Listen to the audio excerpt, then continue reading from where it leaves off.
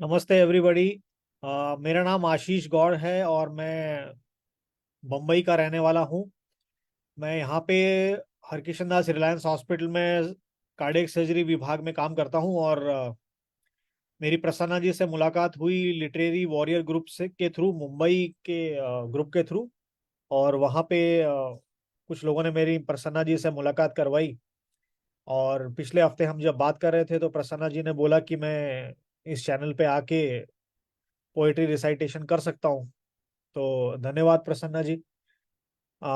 मैं कविताएं कुछ समय से लिख रहा हूँ और धीरे धीरे मेरी लिखने की शैली भी बदलती जा रही है। जिस तरह से मैं जितना ज्यादा पढ़ता जा रहा हूँ उस तरह से धीरे धीरे लिखने की प्रवृत्ति बदलती जाती है। प्रसन्ना जी चाहते थे कि कविता रिसाइटेशन के पहले मैं सुनने वालों को ये बताऊं कि मेरे लिए कविता की क्या क्या मायने हैं या फिर मैं कविता क्यों लिखता हूँ। तो मैं ये कहना चाहूंगा कि कविता लिखने के लिए सबके अपने अपने वजह होती है। उनके कविता के मायने उनके लिए अपने होते हैं। कविता लिखने के जॉनरे सबके अलग अलग है। मेरे लिए कविता अंदर के खालीपन और मौन से निकलती है। और अगर कह सके तो जो कहा जा सकता है वो कविता नहीं है मेरे लिए, बल्कि जिसे कहने में संकोच हो और जिसे आप सिर्फ सोच पाए, मेरे लिए वो कविता है। कविता मेरे लिए अपने आप से किया गया एक साक्षात्कार है। जो आप अपने आप से बात करते हैं। आप विभिन्न जगहों पे जाते हैं, अलग अलग किताबें पढ़ते हैं, अलग अलग लोगों से मिलते हैं और उन सब को मिलके आप अपने अंदर अपनी एक राय बना लेते हैं। आने वाले कल के बारे में, गुजरते हुए दिन के बारे में, होती हुई घटनाओं के बारे में आपके हिसाब से चीजें कैसी होनी चाहिए, वो कविता है। आप जो महसूस करते हैं, आप जो देख पाते हैं, खास करके अंदर के अंतर्द्वंद और बाहर के कोलाहल के बीच का जो स्पेस है, कविता मेरे लिए वहां से निकलती है। और अगर थोड़ा फिलोसफिकली बोल सकूं तो कविता उनींद है। उनींद, जो नींद के पहले का जो सुस्ती होती है, जो गहरी सुस्ती होती है, उसके और नींद के बीच का, उन नींद और नींद के बीच का जो समय है, उस समय आपके थॉट्स सबसे ज्यादा पावरफुल होते हैं। उस समय के थॉट्स आपके अपने खुद के होते हैं, पराये नहीं होते। तो कविता वहां से निकलती है। और आखिरकार कविता एक तरह का स्टेटमेंट है जो आप समाज के लिए अपनी तरफ से पास करते हैं। एक उम्मीद है जो आप जमाने से रखते हैं, आने वाले कल से रखते हैं। और एक आखिरी आवाज है जो आप चले जाएंगे, लेकिन ये आखिरी आवाज इस समाज में, इस दुनिया में रह जाएगी। दोस्तों, मैंने कविता जब लिखना शुरू किया तो मैं बहुत जोर देता था इस बात पे कि लय मिले, शब्द मिले, कविता की रिदम बैठे। और बहुत बार मेरा ऐसा होता था कि मैं मेन टॉपिक से हट जाता था इस चक्कर में। फिर जिस जैसे जैसे मैंने विभिन्न कवियों को पढ़ना शुरू किया, मेरा थॉट्स और मेरा वोकेबुलरी इंक्रीज होती गई। तो मेरा ये मानना है कि आजकल की दुनिया में बहुत लोग लिख रहे हैं, बहुत लोग बोलते हैं, बट मेरा ऐसा मानना है कि आप लिखने की जल्दी ना करें। आप पहले पढ़ें और खूब पढ़ें। खूब पढ़ने के बाद आपको समझ में आएगा कि आपका एग्जैक्ट जॉनरा, नेचुरल जॉनरा क्या है। और जो नेचुरल जॉनरे की पोइट्री अंदर से निकल के आती है, वही आपकी खुद की ओरिजिनल पोइट्री होगी।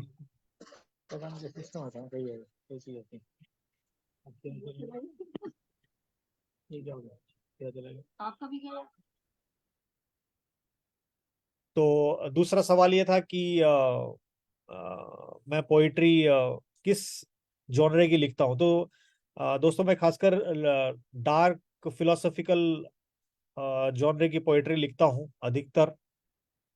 और ऐसी पोइट्री लिखता हूँ कि जिसमें मुझे आने वाले कल और आने वाले समाज में जिस तरह के बदलाव चाहिए, उस तरह की पोइट्री में लिखना चाहता हूँ। तो ठीक है। बोलने से पहले, मैं शुरुआत करने से पहले बोलूंगा कि मैंने 2019 में एक पहली कोशिश की थी। हालांकि मैं उस कोशिश से फिर बाद में बहुत ज्यादा खुश नहीं था। उस किताब के बारे में, उस किताब से मैं आपको दो तीन कविताएं सुनाऊंगा, और उसके बाद मैं चाहूंगा कि मैं नई पोएट्री जो मैं अब लिखता हूँ वो आपको बताऊं।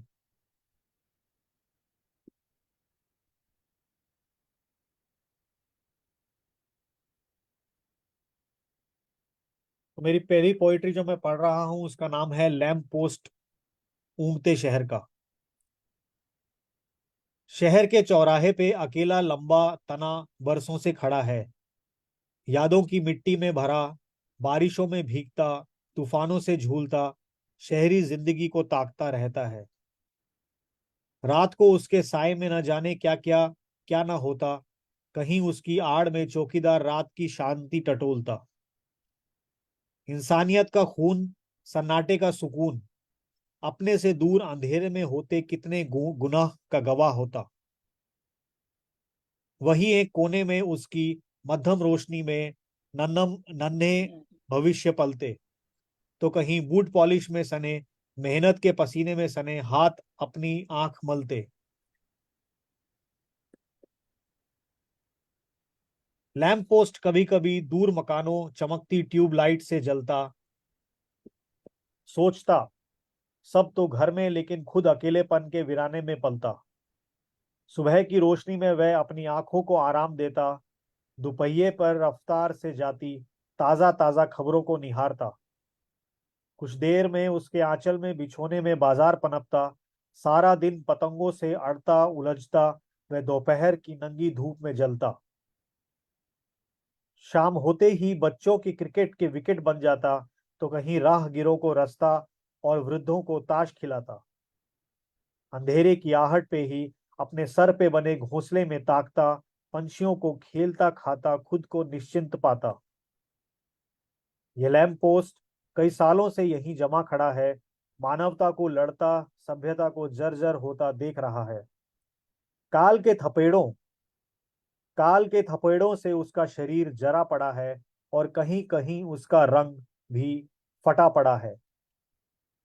कितनी अनगिनत कहानियों अपने सीने में दबाए खड़ा है, लेकिन फिर भी दूसरों की खुद को जल दूसरों से को रोशनी दे रहा है। शायद कहीं मानवीय मानसिकता उसे देख शर्मा जाए, शायद कहीं मानवीय मानसिकता उसे देख शर्मा जाए, और उस लैंप पोस्ट की जिंदगी को कुछ काम आ जाए। ये मेरी पहली कविता थी दोस्तों। दूसरी कविता है जिंदगी का चित्रपट। जिंदगी के चित्रपट को मैंने अपने चश्मे से देखा है। धूल आंधी भरी दोपहरी में भी सुर्ख मिट्टी को सौंदा है। कर्मठ पथ पर चुनौतियों के बीज को उपजा है। हमने जिंदगी के चित्रपट को अपने चश्मे से देखा है। धूल थपेड़ों धूल थपेड़ों से आंखों में जो कंकर आए, उन्हें भी नम्र पुतलियों के कोनों में समाया है। जब अंतरकाल में अंतराल का समावेश हुआ, हमने दूर चित्रपट की किरणों से अपना निवाला कमाया है। हमने जिंदगी के चित्रपट को अपने चश्मे से देखा है। आंधियां बारिशें, काल के बादलों ने जो नर्म चमड़ी को कुरेदा, उन गीले घावों पे हमने ओस की झाइयों को सुलझाया है। हमने जिंदगी के चित्रपट को अपने चश्मे से देखा है। बरसों उन दबी किताबों में उन काम के अक्षरों को हमने अभी भी संजोया है। मन मुद्रा में उन परखे पर्यायों को मोती सा चमकाया है। हमने जिंदगी के चित्रपट को अपने चश्मे से देखा है। काल के रुदान को कर्ण की गुफाओं में काल के रुदान को कर्ण की गुफाओं में हमने भी गुंजाया और समेटा है। पर आंख पुतलियों पे आंसुओं को ना उनसे कभी मिलाया है। हमने चित्रपट को चश्मे से अपने देखा है।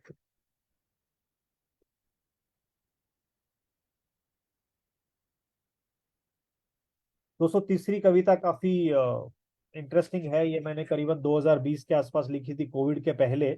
इसका शीर्षक है असमंजस। थोड़ी प्रस्तावना आपको सुना देता हूं ताकि आपको कविता का सार समझ में आएगा। ये बेसिकली क्रोश है, क्रोध है खुद पर, एक झुंझलाहट है होनी पर, जो अब कहर बन बरस पड़ी है आसमां पर। जो हासिल नहीं हो पा रहा, जो हासिल किया जाना चाहिए उस पर, और जो हाथ से फिसलता जा रहा है उस पर। कई बार वक्त और मौका हमारे हाथ से रेत जैसा फिसल जाता है और हम उस लम्हे को तलाश नहीं पाते। उसी झुंझलाहट को समर्पित है ये कविता। यह मेरा मुझ पे तंज व्यंग भी है कि मैं छोटे शहर में पला, वहीं की मानसिकता लिए छोटे सपनों का बड़ा घर बनाने की कोशिश की, और यहाँ की मेट्रो की व्यवहारिकता और दोहरेपन में फंस के खो गया। कविता। आज चांद तुझे मेरी गाड़ी की लाइट बना दूं, आज चांद तुझे मेरी गाड़ी की लाइट बना दूं, और नीचे की तेरे साथ तारे भी माचिस से जला दूं। नीचे की तेरे साथ तारे भी माचिस से जला दूं। चिल्लम पे कश खींच तेरे रुतबे का, चिल्लम पे कश खींच तेरे रुतबे का, अब इस पहर रात को ही जला दूं। जालिम को जांग में मल दूं, आंखों में खून चढ़ा, कुछ कुरेद कुछ कह दूं।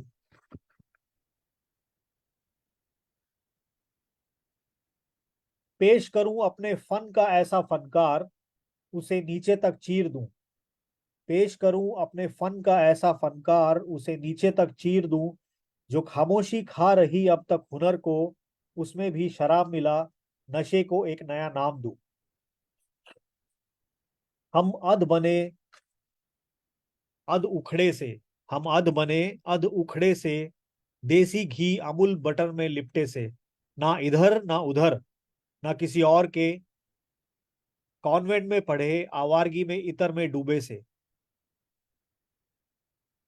साइकिल की चैन से हाथ कुछ काले थे, दूध वाले की यजदी के भी कायल थे।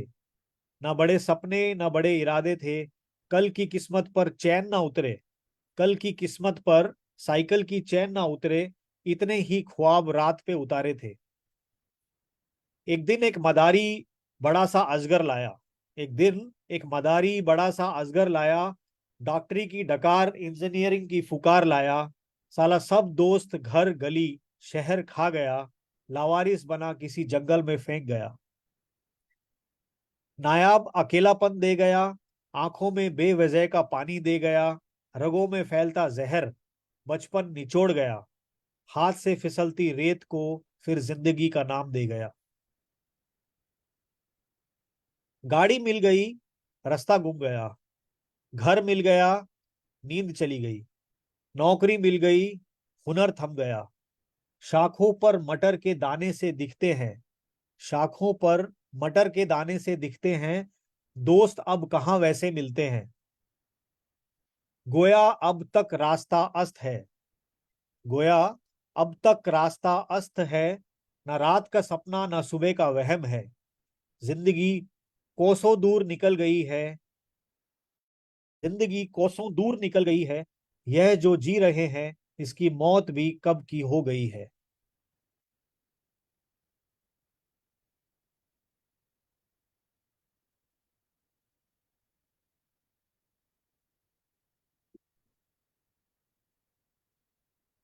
उम्मीद है कि आपको मेरी लिखी पोइट्री समझ में आ रही होगी और आप कुछ उसके साथ ताल बिठा रहे होंगे।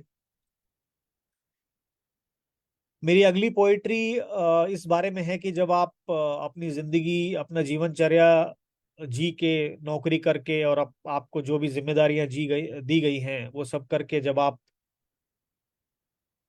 एक आखिरी मौन की तरफ देखते हैं तो आपको समझ में आता है कि कुछ लोग ऐसे थे जो एक्सट्रोवर्ट थे, कुछ लोग इंट्रोवर्ट थे, कुछ लोगों ने अपना काम चलाने के लिए अमूल बटर से लेके सब चीज इस्तेमाल किया जीवन में, और कुछ लोग सिर्फ घिसते रह गए। और आखिर के अंदर सबकी अपनी कविता होती है, लेकिन मेरा इस पे क्या सोचना है।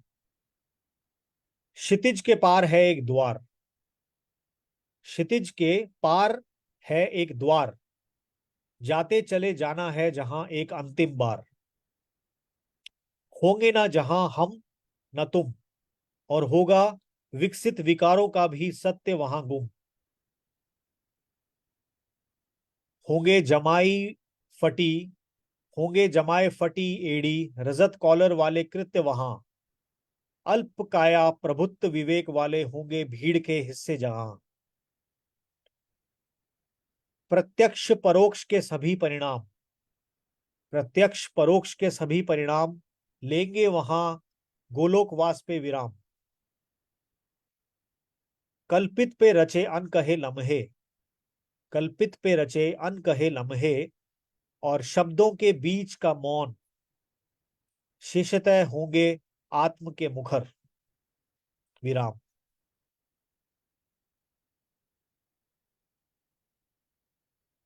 अगली कविता निरुद्देश्यता पे है।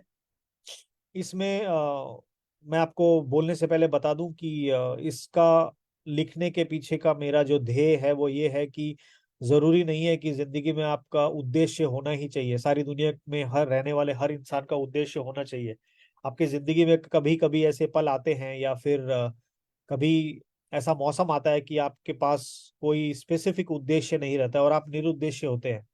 तो मैं आपको बताना चाहता हूँ कि निरुद्देश्यता जो है इस समाज में, उद्देश्य इस जीव समाज में क्या, इस ब्रह्मांड में उद्देश्य से पहले निरुद्देश्य था। ये ब्रह्मांड की जो संरचना हुई थी इसके पीछे कोई उद्देश्य नहीं था, ये भी निरुद्देश्य थी।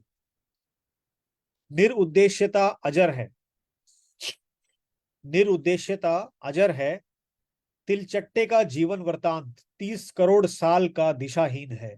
तिलचट्टा यानी कि कॉकरोच, जो कि यूनिवर्स का सबसे पुराना कहा जाने वाला प्राणी भी है, जो अब है उनमें। तिलचट्टे का जीवन वृतांत 30 करोड़ साल का दिशाहीन है। कुकुरमुत्ता, कुकुरमुत्ता भानु नहीं बल्कि सीमी तमस कंदराओं में निष्प्रयोजित पलता है। कुकुरमुत्ता मतलब फंगस। कुकुरमुत्ता भानु नहीं, यानी कि फंगस को सूरज की जरूरत नहीं है, बल्कि जो दो पत्थरों के बीच की जो गीली सीमी मिट्टी है जहां पे धूप नहीं आती और अंधेरा है, वहां पे वो निरुद्देशित, विदाउट एनी पर्पस करोड़ों सालों से पल रहा है। और हमारे जाने के पहले भी था और हमारे जाने के बाद भी होगा। कुकुरमुत्ता भानु नहीं बल्कि सीमी तमस कंदराओं में निरुद्देशित पलता है। निरुद्देश्य कवक एक कोशी वसुधा का आरंभ है। निरुद्देश्य कवक एक कोशी वसुधा का आरंभ है। सृष्टि का पहला योद्धा, अगर आपने हिस्ट्री पढ़ी हो तो सबसे पहले होने वाली जो सिविलाइजेशन थी उसका जो राजा था गिलगमेश, जिसने मेसोपोटामिया छोड़ दिया था उसके अथाह प्रेम की वजह से, और उसके पहले वो बहुत बड़ा वॉरियर था। सृष्टि का पहला योद्धा गिलगमेश का दिशाहीन प्रेम उसे मेसोपोटामिया से शाश्वतता की ओर ले गया। भाग के रुकने, भाग के रुकने और सिर्फ रुके रह जाने में तिलचट्टे की बेतुकी रमी है। निरुद्देश्यता अजर है।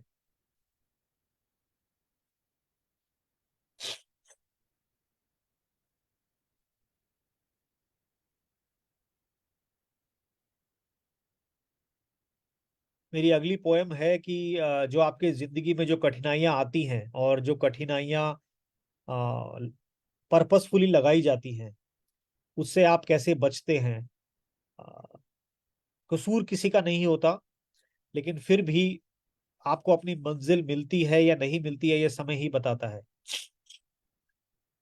उन सभी पेड़ों की बातें लिखी जाएंगी, उन सभी पेड़ों की बातें लिखी जाएंगी जिन्हें एक क्रम से लगाया गया था मेरे समक्ष। व्याध और लक्कड़हारों की बात होगी, व्याध यानी कि शिकारी, व्याध और लक्कड़हारों की बात होगी जिन पे उन पेड़ों को क्रमबद्ध करने का आरोप था।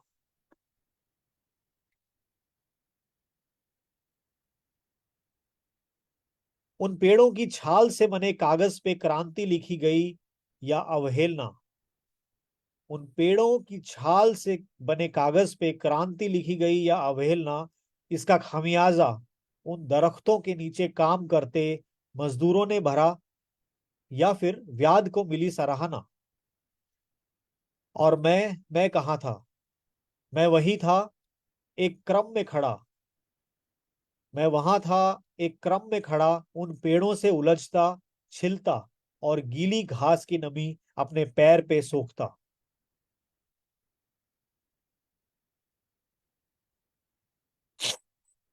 अगली कविता, इसको समझाने की जरूरत नहीं है। शीर्षक है प्रेम। प्रेम।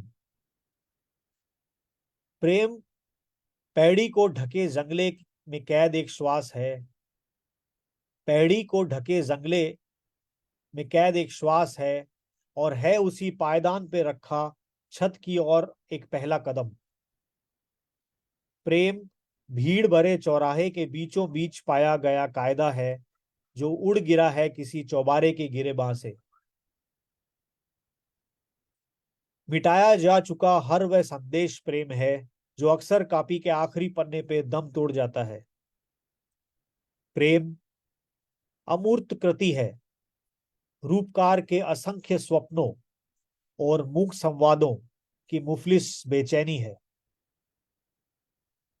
प्रेम एक नजर भर का गर मोहपाश है। प्रेम एक नजर भर का गर मोहपाश है, और वह नजर कमोबेश स्पष्टता अगर है। कमोबेश मतलब थोड़ी बहुत। प्रेम एक नजर भर का गर मोहपाश है, और वह नजर थोड़ी बहुत यानी कि कमोबेश स्पष्टता अगर है, तो मोहपाश और कमोबेशता का सिरा प्रेम है। डेस्डिमोना की बेचैनी और ओथेलो की बेचैनी। डेस्डिमोना की बेबसी और ओथेलो की बेचैनी में भी एक तरह का प्रेम है। सबरी का इंतजार, मंदोदरी की सहिष्णुता में भी प्रेम है। काले बादलों पे चिपका चौचक चांद प्रेम है। अग्नि सफुलिंगों को चांद मांग चुगना चकोर का प्रेम है। आंगन में सिमटा आसमां। आंगन में सिमटा आसमां, और उसी आसमां की चौड़ाई नापते तार पे धूप सोखते तन, इन सभी अतिरिक्त होती सीमाओं में प्रेम है। प्रेम संभावनाओं और एहसास के बीच का एक सूक्ष्म सफर है।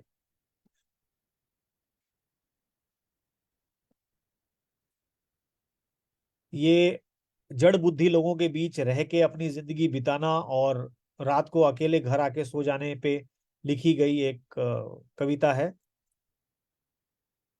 रात शाम के मेले में, रात शाम के मेले में साथ सबके भी अकेले में, रूढ़ी बुद्धि का रेला पेला भरे मोहल्ले में मैं अकेला। रख भूल गया मन का सोना, रख भूल गया मन का सोना, पाना और फिर सब खो देना। देह पर मन का बोझ ढोता, देह पर मन का बोझ ढोता, आशंका और आकांक्षा का संतुलन खोता। चल निकला हूं जहां रास्ता जाता, चल निकला हूं जहां रास्ता जाता, नहीं मंजिल से कभी मेल जो कराता। खुद को जैसे मैंने लिया है खुद पे ही ओढ़, खुद को जैसे मैंने लिया है खुद पे ही ओढ़, बरसों पहले खुद को ही दिया है जैसे छोड़।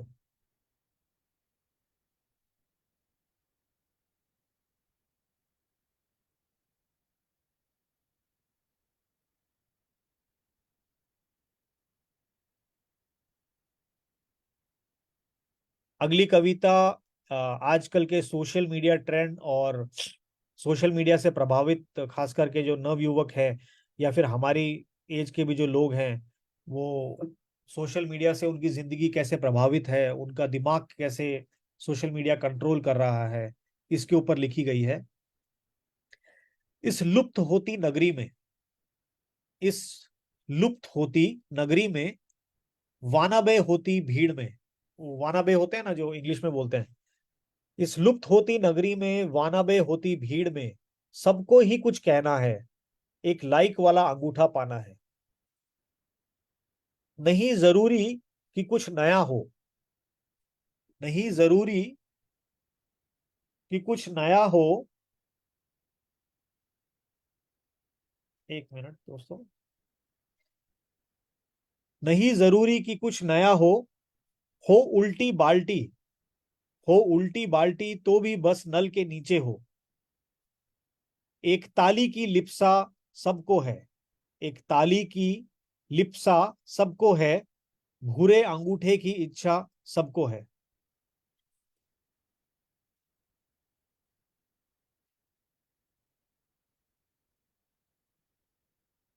अगली कविता, शीर्षक तो कैसा हो।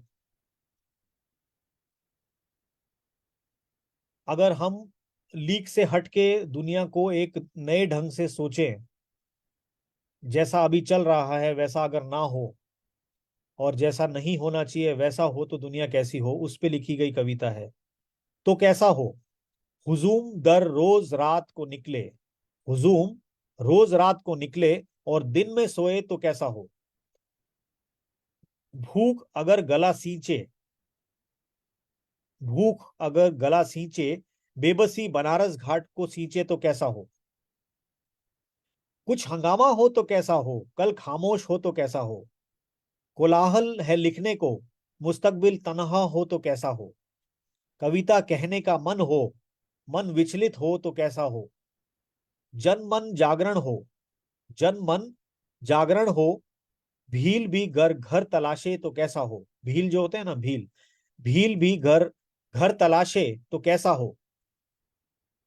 जो सच झूठ सा हो तो कैसा हो, और झूठ अपना फिर वाल्मीकि तलाशे तो कैसा हो। पागलपन गर स्याही पिरोए, कागज गर खुद फिर रंगे तो कैसा हो।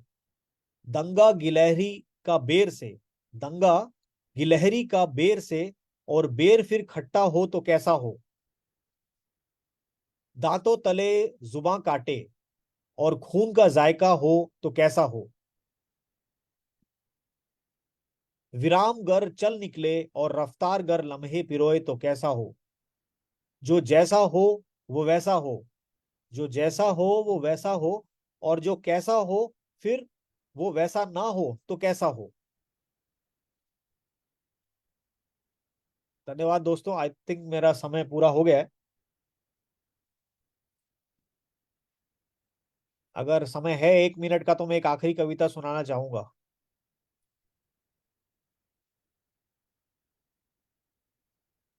आखिरी कविता का शीर्षक है दोस्तों महत्वहीनता। हम अपनी जिंदगी में, अपने घर में, मोहल्ले में, दोस्तों में, ऑफिस में, हर जगह इंपॉर्टेंस ढूंढते रहते हैं। इंपॉर्टेंट बनने की कोशिश के अंदर आपका पीस ऑफ माइंड खत्म हो जाता है। उसी के ऊपर लिखी गई कविता है महत्वहीनता। कि अगर आप अनइम्पोर्टेंस को तलाशे, महत्वहीनता को तलाशे, तो जिंदगी कैसी हो। परिखेद यानी कि डिप्रेशन, परिखेद अभंग अरण्य है, जिसमें खो जाते हैं वह जिनकी एड़ियां उनके विचारों तले दबी पड़ी है। गुट के सुरक्षित घेरे में बने बने रहने का अर्थ है, गुट के सुरक्षित घेरे में बने रहने का अर्थ है द्रोण को स्वीकारना और स्वयं से असहमति। इसी गुट के गोल गुंबद में शामिल होने का आशय बेबुनियाद वाक्य, अर्थहीन वितर्क और मूड खी को स्वीकृति देना भी है। इन सब से बचते रहने में पैदा होती झुंझलाहट और प्रतिशोध आपको प्रतिस्पर्धा की अवैधता का बोध कराती है। संदेह, संदेह डाउट अवसाद को मज्जा में भर देता है, और आपकी जांघों को जकड़ती सेंध आपको चक्रव्यूह लांघने भी नहीं देती। निराशा, निराशा से जब आप रीढ़ को खींच गगन को निरंकार को खोजेंगे, जब आप ऊपर देख के भगवान को ढूंढेंगे कि ये कंफर्ट जोन के रहने के चक्कर में आप उल जलूल की बकवास को सुन रहे हैं, सह रहे हैं। निराशा से जब आप रीढ़ को खींच गगन में निरंकार को खोजेंगे, पाएंगे इन सब से अनभिज्ञ ब्रह्मांड अपने भ्रमण में विरक्त है। उसे कुछ फर्क नहीं पड़ता आपकी जिंदगी से। परिक्रमा की गति से आपकी अपेक्षाएं अपना ग्रह पथ नहीं बदलेंगी। गुरुत्वाकर्षण निरर्थक साबित होगा। ना ही आपका ऑर्बिट घटेगा, ना ही प्रताड़ना अपना पक्ष बदलेगी। अंत में यह उत्तरदायित्व भी स्वतः के स्कंद पर ही होगा कि पो फटने से पहले उद्देश्य और तात्पर्य का निरंतर अनुसंधान चलता रहे। और तब तक मित्रों अनंत काली रात है। इस रात में विसंगति और कोलाहल इस रात में विसंगति और कोलाहल विरक्ति की लालसा में आठों पहर आपका देह को झुलसाएगी। अप्रशंसनीयता, महत्वहीनता ही एकमेव कुंजी है चक्रव्यूह को तोड़ देने की, उस सोच को निष्कासित करने की जो गुट को सुरक्षित घेरे में प्रतिक्रियाओं को मत की तरह गिनते रहने में है। यही मका बने रहने की बोझिल लालसा को यही महान बने रहने की बोझिल लालसा को आपको आपके कंधों से उतारेगी और महानता से मामूली बने रहने के सार्थक स्वाद को आपकी जीभ पे रख देगी। अंततः महत्वहीनता और अप्रशंसनीयता आपको बचा लेगी उन सभी अभिप्रायों से जो आपको गुट से विमुक्त होने में अभी तक रोक रहे थे। मामूली बने रहना ही मामूली बने रहना ही परिखेद को विरक्ति में बदलता है। धन्यवाद दोस्तों।